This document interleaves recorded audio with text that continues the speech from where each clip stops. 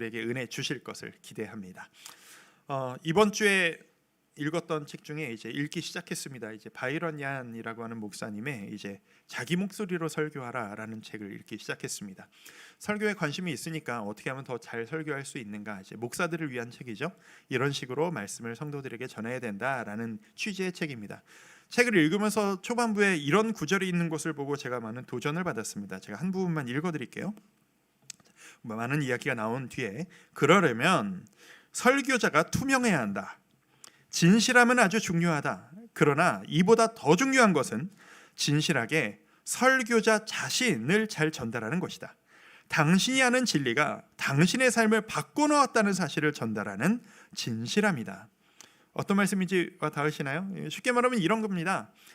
설교자가 성도님들에게 말씀을 전할 때 어떤 말씀을 전해드리느냐도 물론 너무 중요하지만, 그 말씀을 성도님들이 적용하고 삶으로 실천할 수 있도록 도우려면 그 말씀을 설교자가 먼저 자신에게 대입하고 도전하고, 그래서 실패해보고 무엇이 어려운지 뭐가 잘 되는지 경험을 이야기하고 그 끝에 승리의 경험을 나누면, 그 이야기를 듣는 성도님들이 저렇게 가는 곳이로구나, 우리 모두 다 똑같구나 라고 하면서 훨씬 더 삶으로 잘 연결할 수 있을 것이다 라는 그런 이야기였습니다. 이 이야기에 반박하는 분들은 아마 없으실 거라 생각합니다.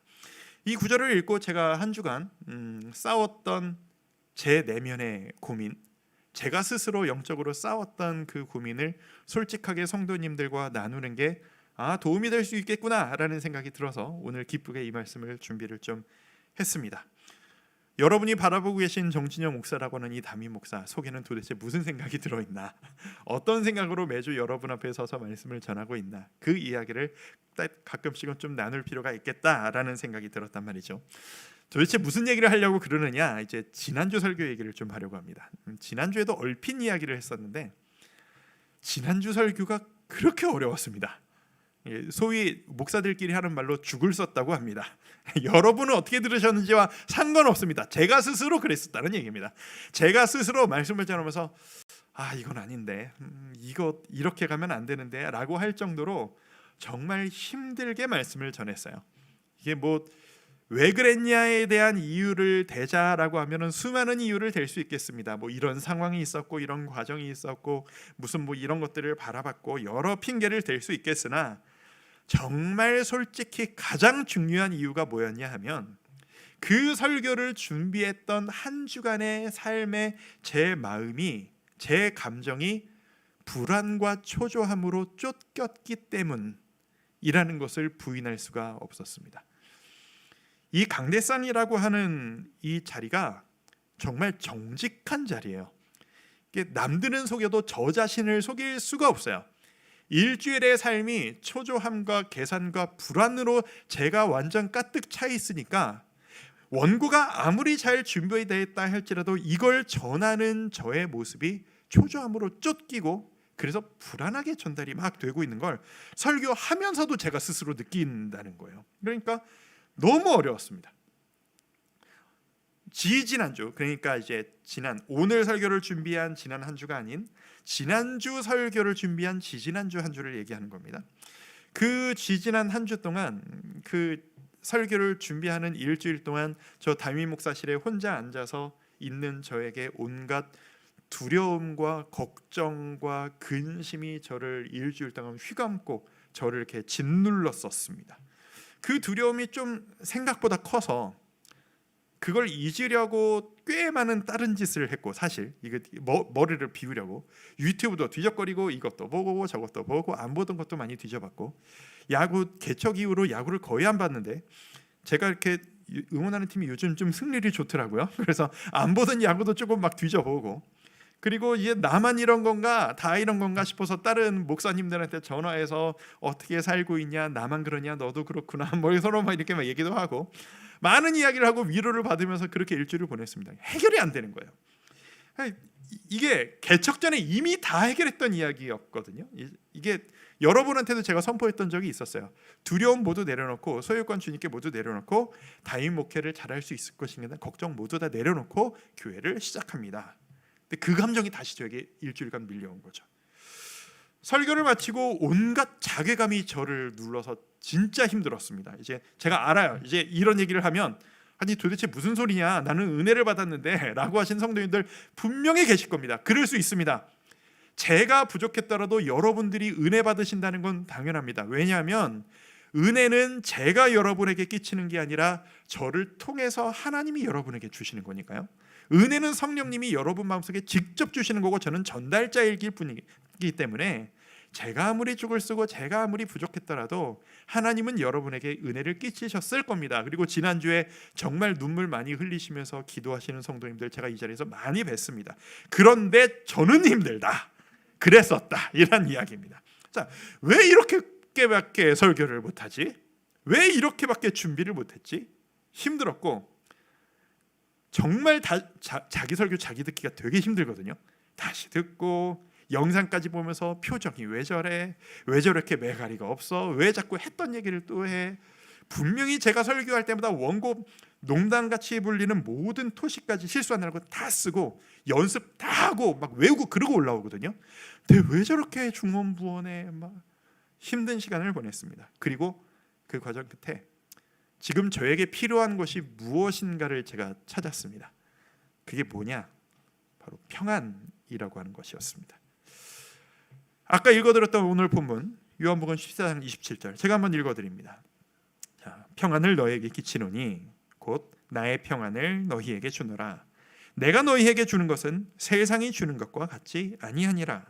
너희는 마음에 근심하지도 말고 두려워하지도 말라. 이 말씀은 제가 개척을 준비하던 그때부터 제 입에 제일 많이 오르내렸던 말씀입니다. 왜 제일 많이 오르내렸느냐? 제가 평안이 필요하고 제가 불안했었기 때문입니다. 하나님, 제가 이 일을 할 수 있겠습니까? 저는 못할 것 같은데요 라는 생각이 들 때마다 하나님, 제 마음속에 평안 주시옵소서 라는 마음으로 하나님 약속하지 않으셨습니까? 라고 하면서 이 말씀을 진짜 수백 번은 되뇌었던 것 같습니다. 평안을 찾고 싶었습니다. 그리고 예수님께서 제자들에게 하셨던 것처럼 저에게 오셔서 내가 너에게 평안 준다 라고 얘기하시는 그 음성을 듣고 싶었습니다. 예수님께서 실제로 그 제자들이 불안 가운데 있었을 때 예수님께서 그 제자들에게 나타나셔서 내가 너에게 평안을 준다 라는 식으로 인사하실 때가 많이 있으셨거든요. 20장 요한복음 20장 19절을 한번 읽어드릴까요? 이런 식입니다. 이날 곧 안식 후 첫날 저녁 때에 제자들이 유대인들을 두려워하여 모인 곳의 문들을 닫았더니 예수께서 오사 가운데 서서 이르시되 너희에게 평강이 있을지어다. 여기서 바로 평강, 지금 불안한 거예요. 막 두려워 떨고 있는 거예요. 그러니까 예수님께서 오셔서 너희에게 평강이 있을지어다. 여기서 평강, 오늘 본문에서의 평안, 모두 다 헬라어로 에이레네라고 하는 헬라어 똑같은 단어입니다. 평강, 평안. 나에게도 예수님이 이렇게 쑥 오셔서 평강이 너에게 있을지어다 정 목사야, 이렇게 해주시면 얼마나 좋을까. 사모가 참 많이 됐었습니다. 그리고 사실 이 문제를 개척 전에 이미 다 해결을 했었습니다. 아까도 말씀드렸지만. 그런데 예배를 한 10번째 예배쯤 드렸을 때인가 그때쯤부터, 그리고 우리 설립 감사 예배를 드리고 그 즈음부터 갑자기 이미 해결이 끝났다라고 얘기했던 내가 이 교회를 잘 이끌 수 있을까라는 두려움이 다시 스물스물 고개를 들기 시작했습니다. 그의 꽃을 바른 게 지난주였어요. 자, 문제가 뭔지를 찾고 싶었습니다. 씨름을 했습니다. 그리고 하나님 회복시켜 주십시오라고 기도를 했죠. 우리 하나님 참 좋은 분이신 게 솔직하게 제 있는 마음 다 털어놓고 하나님 알려주세요라고 했더니 바로 답을 알려주시더군요. 오늘 본문에 한번 집중해야 될 필요가 있습니다. 오늘 본문에서 평안을 예수님들에게 선포를 하십니다. 아까 읽은 말씀이죠. 말씀 한번 다시 보여주시겠어요? 여기서 보시면 예수님께서 평안을 준다라고 할 때 곧 나의 평안을 너희에게 준다라고 이야기하십니다. 너희가 평안을 얻어라, 누려라 라고 하지 않으시고 그 평안이 내 것인데 내 평안을 너에게 줄게 라고 표현을 하십니다. 자, 이게 무슨 말이냐 하면 우리는 보통, 내려주셔야 됩니다. 우리는 보통 평안이라는 것을 얻을 때 어떤 식으로 얻으려고 하면 무엇을 얻어서 평안을 누리려고 하는 습관들이 우리 모두에게 있습니다. 내가 불안하니까 이것을 준비해 놓고 내가 이것을 가지면 내가 조금 편안해지겠지. 내가 미래를 준비하기 위해서, 나의 노후를 위해서 이런 것들을 준비해 놓으면 나의 미래가 조금 더 평안해지겠지. 아들, 딸아, 너희도 좀 평안하게 살아야지. 그러니까 너의 미래를 위해서 너 지금 공부 열심히 하고 취직 잘해야 돼. 사람을 잘 만나야 돼. 이런 식으로 누구를 만나야, 무엇을 가져야, 어디에서 살아야, 누구를 어떻게 해야, 그래야 그것을 통해 내가 평안을 누릴 것이다 라고 생각하는 것이 일반적으로 우리가 생각하는 생각 구조입니다. 그렇지 않습니까? 근데 예수님은 전혀 다른 접근 방식을 택하시는 겁니다. 네가 뭘 가지고 있고 네가 어디에서 뭘 하고 있는지와 상관없이 내가 나의 평안을 내가 너에게 끼친다, 준다, 주겠다라고 이야기하는 거예요. 그러니까 이 말은 네가 지금 뭘 가지고 있는지와 전혀 상관없어. 네가 지금 뭘 누리고 있는지와 전혀 상관없어. 네가 고통 가운데, 수렁 가운데 헤매고 있을지라도 내가 너에게 평안을 주면 너는 평안을 누릴 수 있을 거야. 얼마나 놀라운 이야기예요. 얼마나 감사한 이야기예요. 내가 평안 얻고 싶어서 이거 가져야 된다고 아둥바둥 했는데 하나님이 주시면 끝이라는 얘기잖아요. 얼마나 감사한 일입니까? 근데 이런 말씀을 보면 우리의 현실과 비교돼서 뭔가 괴리감이 느껴지죠. 예수님은 주신다 했는데 근데 내가 지금 왜 평안하지 않은 거죠? 여러분 평안하십니까? 여러분 아무 걱정 없이 편안하게 지내고 계십니까? 뭔가를 잡으려고 책임지려고 내가 이끌어놔야 된다고 해결해야 된다고 아둥바둥 고민하면 이게 왜 안 되지? 잠 못 주무시는 그런 삶들을 지금 살고 계시지는 않으십니까? 그게 평안은 아니잖아요. 예수님은 주신다고 약속했는데 왜 우리는 지금 평안을 못 누리고 있는 걸까요? 이게 우리의 현실이고 이게 우리의 고민일 겁니다. 자, 이 문제를 해결하려면 예수님께서 이 평안을 주노라 라고 하는 이 말씀을 어느 상황에서 어떤 문맥 가운데서 전해주셨는지를 아는 것이 도움이 되겠습니다. 이 말씀이 언제 전해주신 말씀이냐? 예수님께서 최후의 만찬을 즐기시고 제자들에게 내가 십자가에 달려 죽을 것임을 충격 발언을 선포를 하십니다. 그리고 모든 일이 마쳐진 이후에 나는 하늘로 올라갈 것이다. 곧 내가 너희를 떠날 것이다. 라는 폭탄 선언을 하셨습니다. 이 이야기를 폭탄 선언을 들은 제자들이 정신을 못 차리고 불안해합니다. 왜냐? 지금까지 예수님 한 분 바라보고 집도 가족도 버리고 쫓아왔거든요. 이분만 있으시다면 내 능력과 상관없이 내 경험과 상관없이 이분만 따르고 이분 의지하면 아무 걱정 없다. 이분이 다 알아서 해주실 거야 라는 믿음이 있었는데 이분이 죽으실 거래요. 이분이 나를 떠나실 거래요. 불안할 수밖에 없잖아요. 그때 예수님께서 약속 하나를 해주십니다. 무슨 약속이냐? 요한복음 14장 16절입니다. 자, 같이 한번 읽어볼까요? 내가 아버지께 시작. 내가 아버지께 구하겠으니 그가 또 다른 보혜사를 너희에게 주사 영원토록 너희와 함께 있게 하리니. 이 말은 뭐냐? 보혜사, 곧 돕는 자, 성령님을 의미합니다. 나는 올라가서 하나님 옆에 있을 것이지만 내 대신 성령님이 너희를 찾아오실 거야.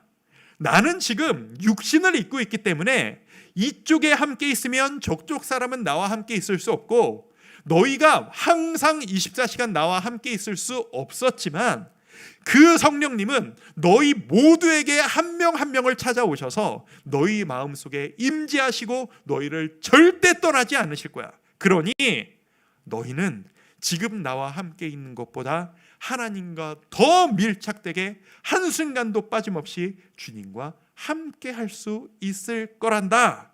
그러니 평안하거라 라는 이야기입니다.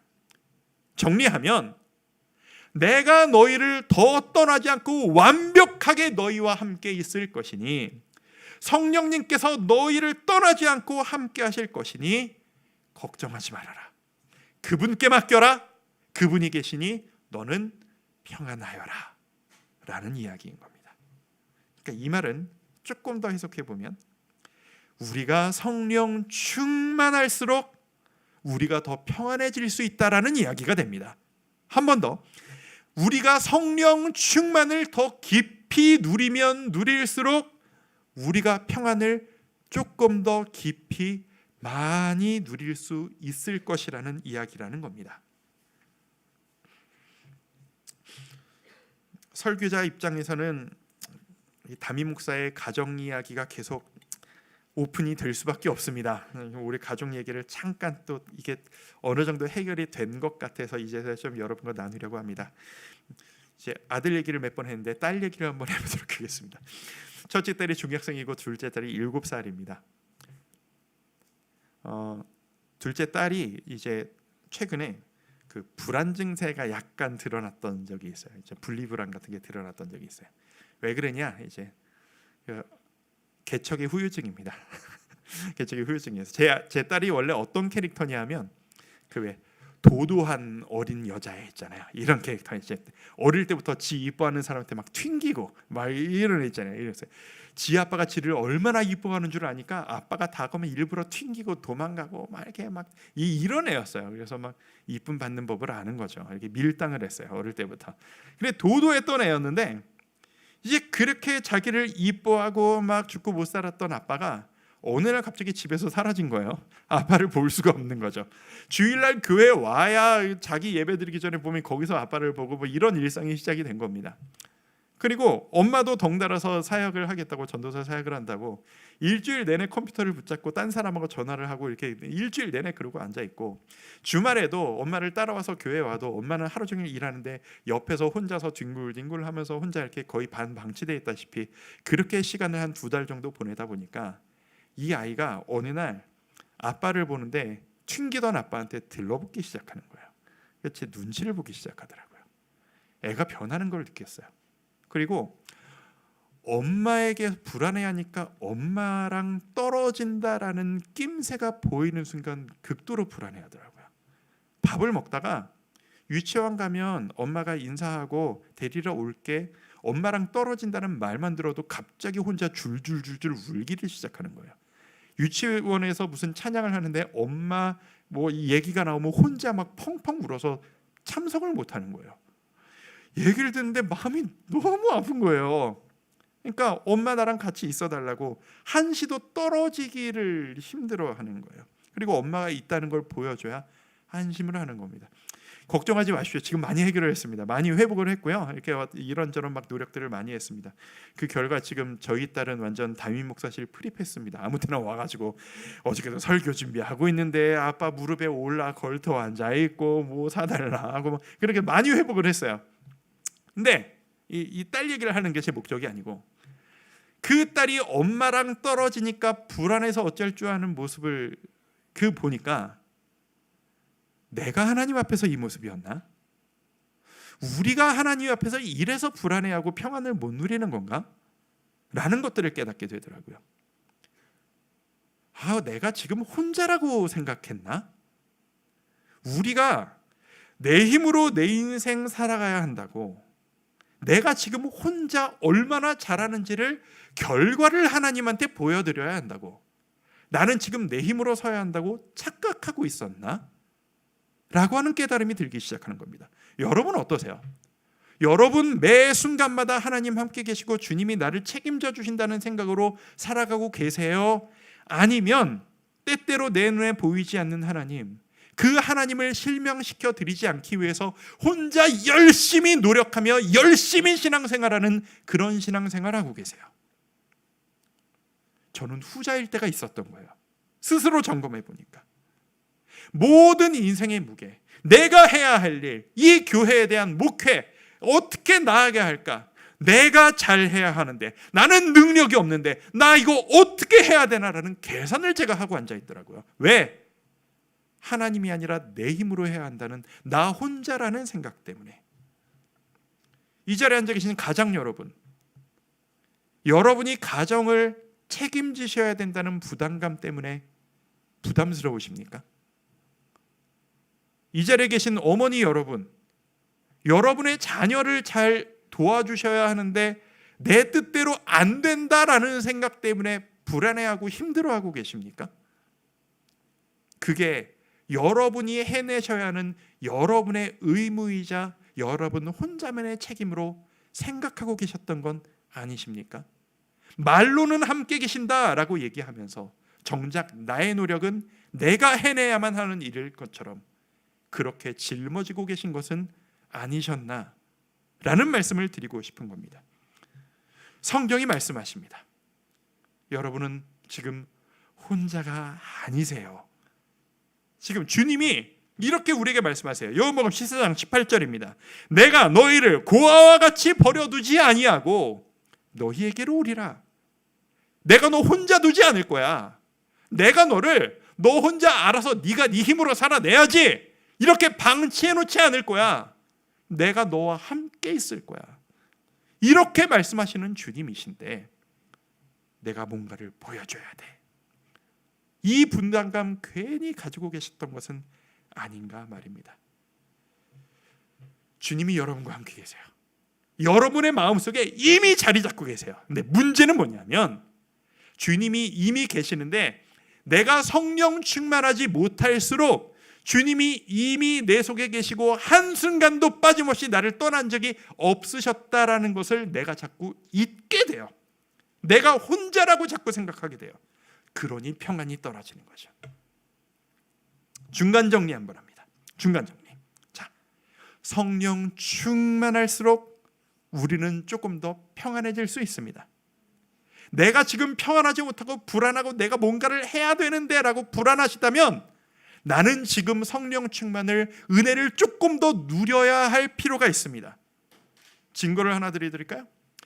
인류 역사상 세상에 아무 걱정 근심 없이 살아본 유일한 경험을 했던 두 사람이 있습니다. 누구냐? 아담과 하와입니다. 아담과 하와가 에덴 동산에서 창세 그들의 모습을 가지고 살아갔을 때 선악과를 먹기 직전까지 우리는 상상도 할 수 없는 아무 걱정 근심 없이 평안하게만 사는 그 경험을 아담과 하와는 했었습니다. 그런데 선악과를 먹고 죄를 지었습니다. 먹는 순간 그 마음속에 뭐가 들어왔죠? 부끄러움이 들어왔습니다. 죄책감이 들어왔습니다. 하나님의 나책에서 피하는 움츠러드는 감정, 하나님에게서 거리를 두는 감정이 처음으로 생겼습니다.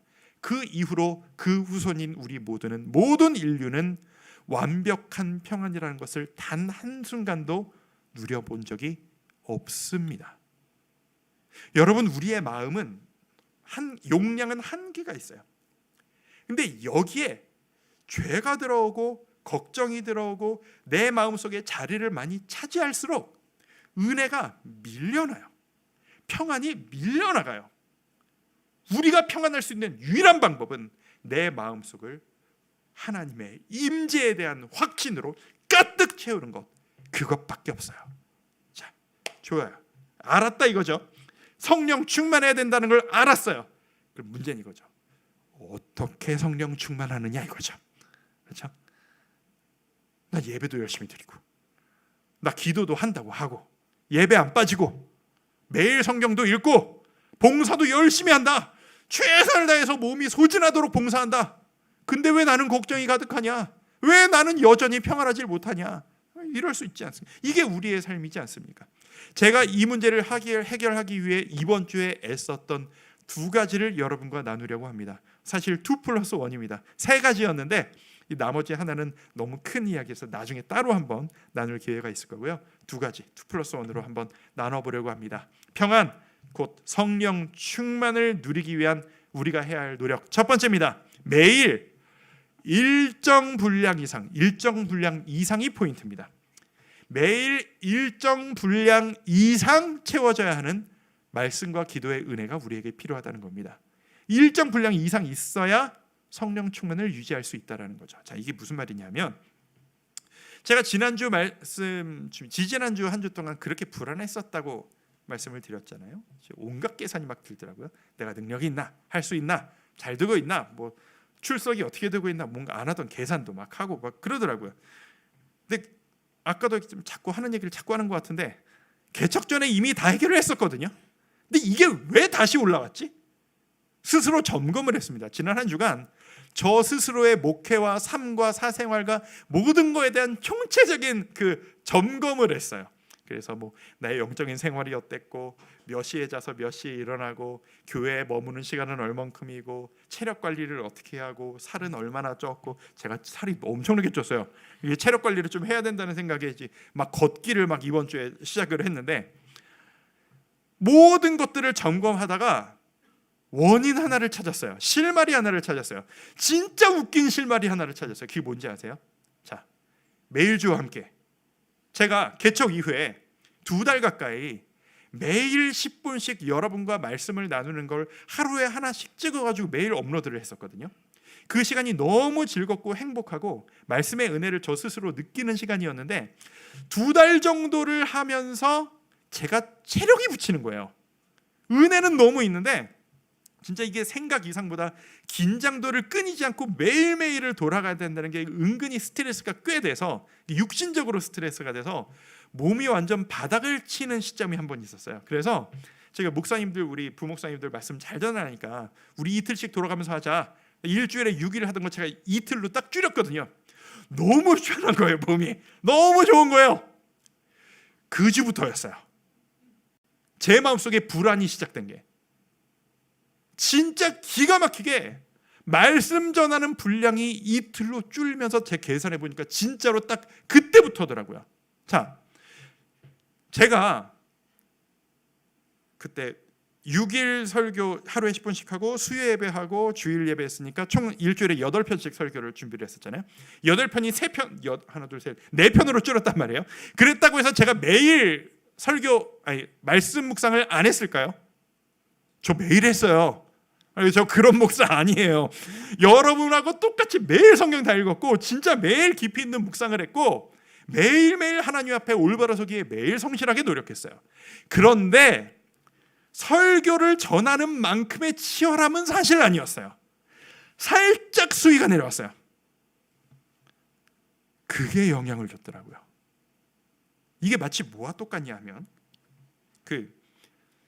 여러분 이렇게 강가나 이렇게 뭐 개천가 무슨 천가를 걷다 보면 비가 오면 이제 그 수위가 확 올라가서 물로 가득 차고, 가뭄이 지속되면 이렇게 물이 낮아지면서 바닥이 다 드러나기 시작하잖아요. 비가 많이 오면요, 그 강바닥에 무슨 쓰레기가 있었고 뭐 잡초가 얼마나 있고 얼마나 지저분한지가 아무 문제가 되지 않아요. 물이 올라오면 이 물이 바다 덮음같이 모든 게 이렇게 다 덮여서 그냥 깨끗해요. 어디가 굴곡이고 어디가 지저분하고 어디가 좋은 건지 아무 티가 안 나요. 그냥 평탄한 아름다운 예쁜 강가일 뿐이에요. 근데 수위가 내려가면 그 속에 있었던 온갖 지저분한 것들과 버려져 있던 쓰레기들이 머리를 들기 시작해요. 이게 수위가 해결해야 될 이 쓰레기들이 조금 있으면 수위가 좀 낮아져도 티가 안 나는데, 속에 들은 온갖 쓰레기와 잡초들과 이게 많으면 수위가 조금만 내려가도 이게 머리를 그냥 드러내요. 바로 이건 거예요. 여러분 마음속에 각자가 해결하셔야 될 근심이 있고 고통이 있고 해결해야 될 책임감들이 있고 여러 가지가 있으실 겁니다. 근데 이것이 그 이상으로 영적인 수위를 끌어올려서 그거를 유지하셔야만 여러분은 평안하실 수 있는 거예요. 제가 매일매일 몸이 힘들었을지언정 매일 말씀 전하겠다고 성도님들 앞에 서겠다고 나는 시작하는 사람이니까 죽도록 노력해다고 아둥바둥 살았을 때 그 큰 근심 걱정보다 더 높은 수위가 유지가 됐었던 거예요. 그 높았던 수위가 조금 내려가니까 속에 있었던 높은 근심 걱정이 머리를 들기 시작한 거죠. 여러분, 영적 수위를 지켜야 합니다. 까딱하면 내 속에 숨어져 있던 근심 걱정이 머리를 내밉니다. 기도도 마찬가지예요. 기도. 제가 그 전에도 말씀드렸잖아요. 제 일주일 사역 중에 제일 기쁘고 행복한 시간이 수요 예배 설교 끝나고 기도하는 시간이라고. 진심이에요. 제가 일주일 사역 중에 제일 좋은 시간이 수요 예배 설교 시간이라 끝나고 여러분하고 이 자리에 서서 한 20분 동안 통성 기도하고 기도하는 시간이 있어요. 그 시간이 진짜 세상 없이 좋아요. 제가 원래 말씀이냐 기도냐 하면은 저는 기도보다는 말씀을 좋아하는 사람이었거든요. 근데 목회를 하고 나서 큰 변화 중에 하나예요. 기도가 너무 좋아요. 막 부르짖고 성도님들을 위해 축복하고 여러분이 기도하는 모습을 보시고 하면 세상 근심 걱정이 하나도 없어요. 너무나도 행복하고 너무 평안해요. 근데 그게 이틀을 못 가더라고요. 수요일 저녁에 아무리 기도 많이 했다고 해서 목요일 금요일까지 가지 않아요. 뭐와 똑같냐 하면 식당에 가서 뭐 뷔페 같은 데 갔다고 칩시다. 배 터지게 먹었어요. 배 터지게 먹고 나면 그 다음날 아침 정도까지는 안 먹어도 돼요. 그렇죠? 그럴 수 있어요. 뭐 정말 많이 먹으면 그 다음날 한 끼 정도는 안 먹어도 돼요. 근데 그 다음날 저녁까지 굶어도 되지는 않잖아요. 그 다음날 저녁은 그래도 먹어야 돼요. 전날 아무리 많이 먹었어도. 기도가 그렇더라고요. 아무리 깊게 많이 기도했다 할지라도 그 다음날, 그 다다음 날이 지나면 새로운 그날의 기도가 새로 필요해요.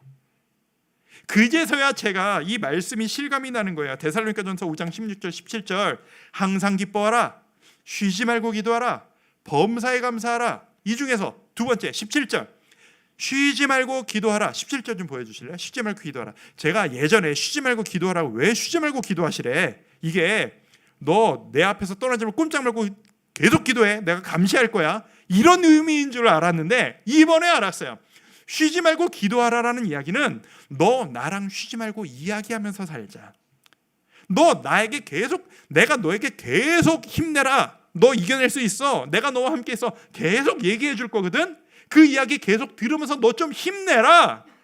하루하루 못 갈 거야. 마치 어제 밥 먹었다고 오늘 밥 안 먹어도 되는 게 아닌 것처럼 너 계속 나에게 공급받아야지만 네 속에 있는 그 근심, 걱정, 네 마음속에 그 찌꺼기들 쌓여있는 것들이 물이 바다 덮음같이 채워지고 티가 안 나게 될 거야.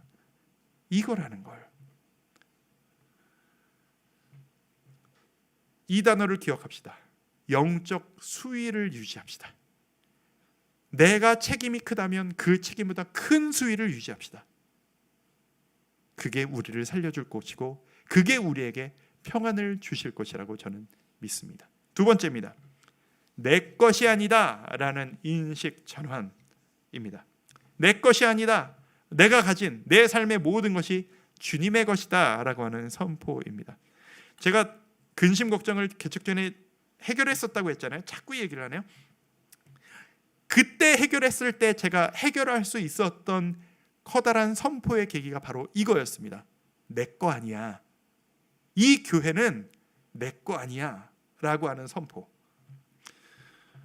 주님, 제가 이 교회 어떻게 이끌죠? 제가 이거 어떻게 합니까? 생각해 보세요. 제가 요즘 교회를 끌고 간다 한 사람이 이거 얼마나 말도 안 되는 이야기예요. 여러분 성도님들, 요즘 우리 교회 성도님들 출석 숫자가 이제 작년이 한 260, 70 정도 되는 걸로 제가 알고 있고, 제가 숫자가 명확하지 않아요. 주일학교 청년 합치면 한 360, 70, 80 뭐 그 정도 왔다 갔다 하는 걸로 제가 알고 있어요. 아니, 한 명의 인생의 무게도 너무 귀하고 무거운데 300명이 넘는 인생을 제가 혼자 어떻게 이끌고 갑니까? 말도 안 되는 이야기잖아요. 이런 고민을 막 하고 앉아 있으니까 하나님께서 제 머리를 딱 때리시듯 깨닫게 해주시더라고요. 그 교회 내 거야. 왜 네가 고민해? 이거 내 교회라고. 그리스도를 머리로 삼아 우리가 각 몸의 지체가 되어 우리가 한 몸을 이루는, 우리는 그의 몸 되신 교회라고요. 이 교회가 정 목사의 건가요? 아닙니다. 하나님의 것입니다. 예수님의 것입니다. 이 교회가 목사 한 사람의 계획대로 끌려가는 교회인가요? 아닙니다. 예수님의 뜻대로, 예수님이 이끌어 주신 대로 가는 교회가 되어야만 합니다. 가라라고 하시면 가고, 멈춰라라고 하면 멈춰야 되는 것이, 어디까지 가야 되고 어떤 속도로 가야 하는 모든 것이 주님의 뜻대로 해야지 제 뜻대로 해서라면 안 됩니다. 그리고 저는 하나님이 우리에게 주시는 메시지를 그대로 전하는 스피커일 뿐입니다. 스피커. 이런 스피커. 스피커의 역할이 뭐죠? 노래하는 게 스피커의 역할이 아니에요. 노래하는 사람은 따로 있어요. 노래하는 그 노래를 그대로 좋은 음질로 가감없이 왜곡하지 않고 잘 전하는 게 스피커입니다. 제가 할 역할이, 여러분 앞에서 할 역할이 바로 그 역할입니다. 여러분 한 분 한 분이 교회로서, 내가 그 교회로서 우리가 해야 할 일이 바로 그 스피커의 역할입니다. 스피커가 왜 고민합니까? 무슨 노래를 해야 할지, 어디로 가야 할지, 우리가 지금 잘하고 있는 건지. 왜? 들어온 신호를 그대로 잘 전달만 하면 되죠. 자, 내가 스피커다, 내가 주인이 아니다 라는 생각이 확실하면 주인의식이라는 자리가 생길 여지가 없습니다. 이 말은 표현을 좀 바꿔야 되겠네요. 이렇다니까 제가 다 적어요. 자, 권위의식이라는 것이 자리 잡을 틈이 없어요. 제가 이래서 다 적고 다 외운다니까요. 없는 얘기를 했더니 바로 버벅거리잖아요.